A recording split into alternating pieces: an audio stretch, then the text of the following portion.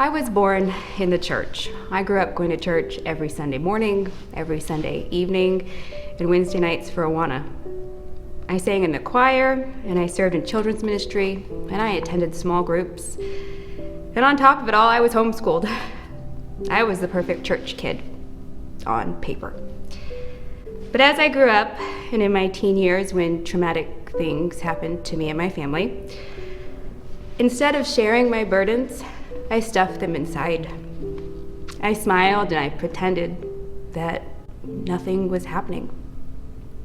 When I went off to college, it didn't take long for my Christian upbringing to be undone. I started to date this guy who was very controlling and abusive, and for years I tied myself to him. And I endured his emotional, psychological, and physical abuse.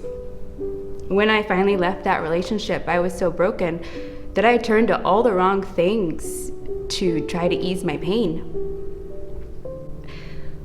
When I got the courage to end the relationship, I decided I had to move. I had to leave that city, and I hoped that a new city would heal my broken spirit.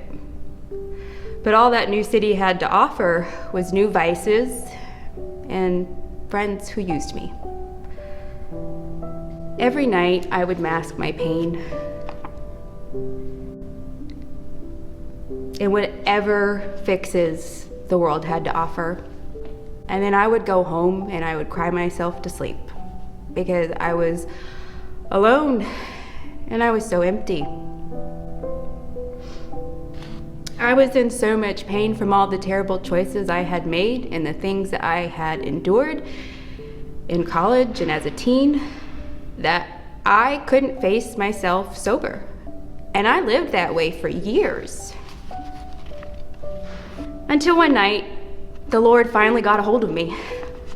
You know, I was driving home from a place I probably shouldn't have been. And I didn't have a smartphone back then, so I was really lost. I cried. I finally broke down and I cried out to God. And I said, Lord, please give me a sign. Speak to me. I don't know where I am. I don't know what to do. Speak to me. In that moment, I looked up and I saw a sign. It was a billboard. I really saw a sign. It was a billboard, and it said, "Run for your life." And I just sobbed and I bargained with him and I said, God, if you will get me back to my apartment, I will move home and I will turn my life around. He did get me back to my apartment that night, and the next morning I packed up all of my belongings and I said a word to no one and I moved home. When I got to my parents' doorstep, they welcomed me with open arms. By the grace of God, I have been clean now for 11 years. I have a wonderful husband and 3 brilliant kids.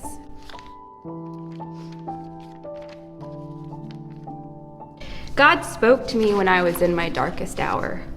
He didn't judge me for the way that I was living or for things that I had done in my past. He offered me a new future. He offered me grace, and all I had to do was turn to him.